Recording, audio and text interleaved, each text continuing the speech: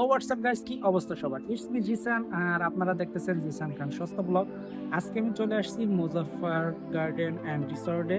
এটার লোকেশন হইতেছে গিয়ে সাতক্ষীরাতে, যদিও এটাকে আবার অনেকে মিয়ার বাগান বাড়ি নামে চিনে থাকবেন। তো চলুন একসাথে পুরো এরিয়াটি ঘুরে দেখা যাক। ফাইনালি চলে আসছি আমি মুজাফফর গার্ডেন অ্যান্ড রিসর্টের সামনে। এটি হইতেছে গিয়ে এখানকার প্রবেশের মেন গেট। গেট দিয়ে প্রবেশ করেই হাতের বাঁয়ে অনেক বড় একটি পার্কিং লট দেখতে পাবেন। এখানে আপনারা বাইক এবং আপনাদের যে প্রাইভেট কারগুলো আছে সেগুলা দেখা গেছে পার্কিং করতে পারবেন। অ্যান্ড হাতের ডান সাইডের দিকটাতে ছিল হইতেছে গিয়ে টিকিট কাউন্টার। এখানে স্বাগত বার্তাও ছিল একটা উপরে সাইনবোর্ডে। তো আমি আস্তে ধীরে আগাইতেছিলাম সেই টিকিট কাউন্টারের দিকটাতে। আর আপনাদেরকে জানানোর সুবিধার্থে বলে দেই, এখানে প্রবেশ মূল্য হইতেছে গিয়ে 50 টাকা, মানে এখানকার টিকিটের প্রবেশ মূল্য হইতেছে গিয়ে 50 টাকা। আর যদি আপনারা বাইক নিয়ে আসেন সেক্ষেত্রে বাইকের পার্কিং চার্জ রাখবে 20 টাকা। তো ফাইনালি প্রবেশ করলাম রিসর্টটির ভেতরে প্রবেশ করে দেখলাম যে হাতের বাঁয়ে অনেক বড় একটি পুকুর আছে এবং এই পুকুরে খনন কাজ চলতেছে। এবং এই দিকটাতে দেখলাম বেশ কিছু লিচু গাছ রয়েছে এবং প্রতিটা লিচু গাছে ভরপুর লিচু আছে। আমি মূলত যে সময়টাতে এখানে গেছিলাম এই সময়টাতে খুব একটা ভিড় এখানে ছিল না, বা খুব একটা মানুষজন এখানে ছিল না। এখানকার যে মেন গেটটি আছে এখান দিয়ে প্রবেশ করে হাতের ডান সাইড দিয়ে আপনাকে সামনে আগাইতে হবে এবং ঢুকেই হাতের ডাইনে অনেক বড় একটি রেস্টুরেন্ট রয়েছে। এমন অনেকগুলো রেস্টুরেন্টই এটার ভিতরে রয়েছে। আর এই পুরা এরিয়াটা কিন্তু আসলে অনেক বড় একটি এরিয়া। যদি আপনারা কেউ আসতে চান অবশ্যই হাতে একটু বেশি করে সময় নিয়ে আসবেন। এখন এটির লোকেশন আমি আপনাদেরকে বলে দিই। যদি আপনারা কেউ এখানে আসতে চান, খুবই শর্টকাটে একটা লোকেশন আপনাদেরকে আমি বলে দিব, যাতে আপনারা যেখান থেকেই আসুন না কেন এখানে এসে পৌঁছাইতে আপনাদের জন্য কোনো অসুবিধা না হয়। যদি আপনারা নিজেদের বাইক অথবা পার্সোনাল গাড়ি নিয়ে আসেন সেক্ষেত্রে আপনারা সাতক্ষীরা সদরে এসে এখানকার যে কারো কাছে, বিশেষ করে অটোওয়ালা, রিক্সাওয়ালা, ভ্যানওয়ালা, এদের কাছে জিজ্ঞাসা করলে আপনাদেরকে বলে দিবে যে এটির লোকেশন কোথায়। তো এখানে এসে যদি আপনারা জিজ্ঞাসা করেন যে মন্টু মিয়ার বাগান বাড়ি যাব, এই মন্টু মিয়ার বাগান বাড়ির লোকেশনটা কোথায়, বা মুজাফফর গার্ডেন অ্যান্ড রিসর্টে যাব এটার লোকেশনটা কোথায়, তো তারা আপনাদেরকে বলে দিবে। আর যদি আপনারা গাড়িতে করে আসেন, মানে বাসে করে আসেন, সেক্ষেত্রে আপনারা সাতক্ষীরা সদরে নেমে এখানকার যে লোকাল গাড়িগুলো আছে, অটো বলেন, রিক্সা বলেন, ভ্যান বলেন, তাদেরকে বলবেন যে আমরা মন্টু মিয়ার বাগানে যাব অথবা মুজাফফর গার্ডেন এবং রিসর্টে, মানে যেটাই বললেন না কেন এগুলো বললে আপনাদেরকে এখানে এনে পৌঁছে দিয়ে যাবে। তো যেভাবে আপনাদের যার সুবিধা হয় আর কি আপনারা চলে আসতে পারেন। আর মেইনলি জায়গাটা আসলে অনেক বড়। যদি আপনারা এখানে আসতে চান অবশ্যই একটু হাতে সময় নিয়ে আসবেন। আমার নিজের পার্সোনালি বলতে গেলে এবার যাওয়া দিয়ে আমার টোটাল 4বার যাওয়া হয়েছে এখানে। আর এখন আমি আসি চিড়িয়াখানার যে সাইডটা রয়েছে ওই সাইডটাতে। তো এই জায়গাটার অবস্থা আগে আসলে অনেক ভালো ছিল, কিন্তু এখন যে দেখলাম যে এই জায়গাটার অবস্থা খুবই খারাপ বা খুবই করুণ। এখন এমন অবস্থা যে এখানে কেন হয়েছে সেটা আমি বলতে পারি না। এখানকার চিড়িয়াখানাতে আমি আগের 3বারও যেয়ে দেখছিলাম যে এই যে হরিণ আপনারা দেখতেছেন এটা তো কমন, এটি সব জায়গায় দেখা যায়। এখানে বিশেষ বেশ কিছু জিনিসপত্র ছিল, মানে পশু পাখি, তার ভিতরে ছিল হাঁস পাখি, যেটা দেখতে আসলে অনেক সুন্দর লাগতো দেখতে। তারপরে ছিল আপনার সাপ, মানে বিভিন্ন প্রজাতির সাপ ছিল, সজারু ছিল, কুমির ছিল, ভাল্লুক ছিল, উল্লুক ছিল, অনেক প্রজাতির বাদরও এখানে ছিল, কিন্তু এগুলার কোনো কিছুই এখানে নাই।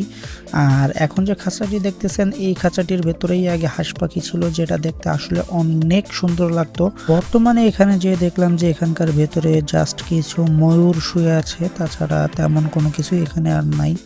সামনের এই ম্যাক্সিমাম খাঁচাগুলাই দেখলাম যে ফাঁকা পড়ে আছে, যেগুলো দেখতে আসলে অনেক খারাপ লাগতেছিল। তবে এখানে দেখার মতো এখনো কিছু জিনিস টিকে আছে, সেগুলোর ভেতরে হইতেছে গিয়ে এই গৈতুর্কি সাপ, অনেক বড় মাপের আর বয়স্ক কচ্ছপ, দেশীয় বাজ পাখি ও একটি বড় মাপের ঈগল এখানে ছিল, বা আপনারা আসলে দেখতে পাবেন। সাথে অনেক বয়স্ক একটা শকুনও এখানে দেখছিলাম। এখানকার অবস্থা গাইজ আসলেই অনেক করুণ আর অনেক খারাপ। আগে এই সব খাঁচাগুলোর ভেতরে অনেক ভালো ভালো পশু পাখি রাখা ছিল, যেগুলা এখন বর্তমানে এখানে নাই। কেন নাই এটা আমি বলতে পারবো না। তো এখানে দেখলাম যে দেশীয় মুরগি বা মোরগ এইগুলা পাইলে রাখতেছে, হয়তোবা এখানে কিছু নাই এই জন্য এইগুলা রাখছে। এই যে টায়ারগুলা ছিল এগুলার উপরে বানরগুলা উঠে লাফালাফি করতো। এখানে এই যে খাঁচাটি ছিল এটা কুমিরের খাঁচা ছিল, কিন্তু এখন ফাঁকা পড়ে আছে। এখানে তেমন কিছু নাই। এই যে দেশীয় মুরগি আছে এখানে, বাচ্চা কাচ্চা নিয়ে ঘোরাঘুরি করতেছে। তো এখানে ঢোকার পরে এখন মনে হইলো যে 50 টাকা দিয়ে আমি এখানে হুদাই ঢুকলাম, এখানে আসলে দেখার মতো কোনো কিছুই নাই। তারপরেও যদি ফ্যামিলির সাথে পিকনিকে আসতে চান অবশ্যই এই জায়গাটি হবে আপনাদের জন্য বেস্ট, কারণ এখানে অনেকগুলো ভালো ভালো মানের পিকনিক স্পট রয়েছে। অবশ্যই আপনাদেরকে দেখানোর চেষ্টা করব। তো চিড়িয়াখানার সাইডটি আমার ঘুরে দেখা শেষ, এখন আস্তে ধীরে আমি বেরিয়ে যাইতেছি বাইরের দিকটাতে। তো বাইরের দিকটাতে বেরিয়ে এখানকার আশপাশের একটা ভিউ নেওয়ার চেষ্টা করলাম আপনাদেরকে দেখানোর জন্য। তো চিড়িয়াখানা থেকে বের হয়ে এখানে আপনারা অনেকগুলা বেঞ্চ দেখতে পাবেন, অনেক বড় বড় মানের বেঞ্চ, যেখানে বসে আপনারা রেস্ট নিতে পারবেন। আর আমি যে সময়টিতে চলে গেছিলাম এটি হইতেছে গিয়ে যে ফুল আমের মৌসুম বা আমের সময়। এখানে ম্যাক্সিমাম গাছের গায়ে সাইনবোর্ড দিয়ে বা নোটিশ দিয়ে লেখা ছিল যে আম ছিঁড়লে জরিমানা। এটির ভেতরে যে পরিমাণ আম গাছ রয়েছে আর এটির গোড়ায় যে পরিমাণ আম পড়ে থাকে, আমার মনে হয় না যে আপনাদেরকে নতুন করে আবার আম ছিঁড়ে খাইতে হবে। তো যাই হোক গাইস, মন্টু মিয়ার বাগানের সব থেকে ফেমাস রাস্তা হইতেছে গিয়ে যে এটা দেখতে আসলে এতটা সুন্দর যেটা ভাষায় বলে প্রকাশ করা যাবে না। আপনাদের নিজেদের কাছে অনেক ভালো লাগবে। অবশ্যই আপনারা যদি ভিজিটে আসেন তাহলে দেখতে তো পাবেনই, খুবই ভালো আর সুন্দর একটা রাস্তা, যেটা ভাষায় বলে প্রকাশ করা আসলে অসম্ভব। দুই সাইডে পানি, মাঝখান দিয়ে রাস্তা এবং মাঝখানে যে একটা রিসোর্ট, যেটা দেখতে আসলে অনেকটাই সুন্দর। তো চলুন আস্তে ধীরে ওই দিকটাতে যাওয়া যাক। তো ফাইনালি বেশ কিছু সময় হেঁটে লম্বা রাস্তাটা পার করে আমরা পানির ভিতরের মাঝখানের যে রিসোর্টটি আছে এখানে চলে আসছি। আর আরেকটা ইনফরমেশন গাইজ আপনাদেরকে না দিলে অনেক বড় ভুল হয়ে যাবে বলা যায়, এখানকার প্রতিটা জিনিসের দাম কিন্তু অনেক বেশি, বাইরের তুলনায় ডাবল বলা যায়। আর এই মাঝখানে কিন্তু অনেকগুলাই রেস্টুরেন্ট রয়েছে। আর শুধু যে এই মাঝখানের রেস্টুরেন্টগুলাই দাম বেশি তা কিন্তু না, এখানকার প্রতিটা জিনিসে আপনি যে কোনো দোকানেই যান না কেন বা যে কোনো রেস্টুরেন্টে যান না কেন বা যে কোনো টঙেও যদি চা খাইতে বসেন, তো আপনার কাছ থেকে অনেক বেশি দাম তারা নিবে বা অনেক বেশি টাকা নিয়ে নিবে। তো এখান থেকে কোনো কিছু কেনার আগে অবশ্যই জেনে বুঝে তারপরে দামাদামি করে কিনবেন। মাঝখানের এই রিসোর্টটাতে বাচ্চাদের বিনোদনের জন্য বেশ কিছু রাইডের পাশাপাশি বেশ কিছু দোলনাও রাখা ছিল। আর পুরা এরিয়ার অন্যান্য জায়গার তুলনায় মাঝখানের এই রিসোর্টটির এরিয়াটি সব থেকে বেশি সুন্দর দেখতে। এখানকার বেশ কিছু রাস্তা রয়েছে যেগুলো দেখতে আসলে অনেক সুন্দর। আর আমি পার্সোনালি মনে করি যদি ফ্যামিলির সাথে আসেন তাহলে অবশ্যই এখানে বসে টাইম স্পেন্ড করতে আপনাদের সবারই অনেক ভালো লাগবে আর অনেক ভালো একটি সময় আপনারা এখানে কাটাইতে পারবেন। ফাইনালি মাঝখানের এই সাইডটা ঘোরা হয়ে গেলে চলে গেছিলাম অন্য সাইডে কি আছে দেখার জন্য।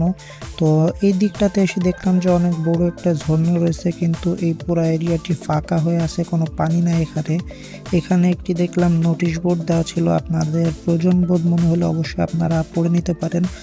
আর এই যে আলাদা আলাদা পাঁচালি করে এরিয়া করা, এই এরিয়াগুলো হইতেছে গিয়ে যে পিকনিক কর্নার, এখানে চুলা করা আছে, পানির ব্যবস্থা আছে, ওয়াশরুমের ব্যবস্থা আছে, সব কিছুই আছে। এখানে আপনারা চাইলে এই এরিয়াগুলো ভাড়া করে নিয়ে পিকনিক করতে পারবেন। আর যেহেতু আমি বলছিলাম যে আমি আমের সিজনে চলে গেছিলাম, তো আমার সামনে দেখলাম যে টপাস করে একটা লাল আম পড়লো, তো ভাবলাম যে এটা একটু টেস্ট করে দেখি। গাইস, এই বছরের প্রথম আম, সেই স্বাদ, লাল আম, সেই মিষ্টি। তো যাই হোক, আম খাওয়া শেষে অপোজিট সাইডটা একটু ঘুরে ঘুরে দেখতেছিলাম যে এই দিকটাতে কি আছে দেখার মতো। তো এক কথা বলতে গেলে পুরো এরিয়াটি আসলে অনেক সুন্দর যদি আপনারা জায়গা হিসেবে বিবেচনা করেন। তবে যদি কাপল আসে সেই ক্ষেত্রে জায়গাটা ভালো লাগবে বা ফ্যামিলির সাথে আসলে ভালো লাগবে। তবে আমার মতো যদি আপনারা নর্মালি টাইম স্পেন্ড করার জন্য এখানে আসেন তাহলে অবশ্যই এই জায়গাটি আপনাদের জন্য ভালো হবে বলে আমার মনে হয় না। তো যাই হোক, এটি হইতেছে কি এখানকার অডিটোরিয়াম। আর সামনে যে এরিয়াটি, এই এরিয়াটিতে প্রবেশ নিষেধ, যদিও এখানে আসলে তেমন কোনো ভিড় ছিল না বা আমাকে কেউ বাধা দেয় নাই, এজন্য আমি একটু ভিতরের দিকটাতে যে ভিডিও করে নিয়ে চলে আসছিলাম।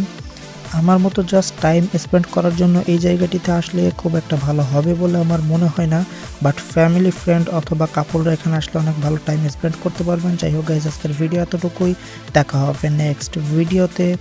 আল্লাহ হাফেজ।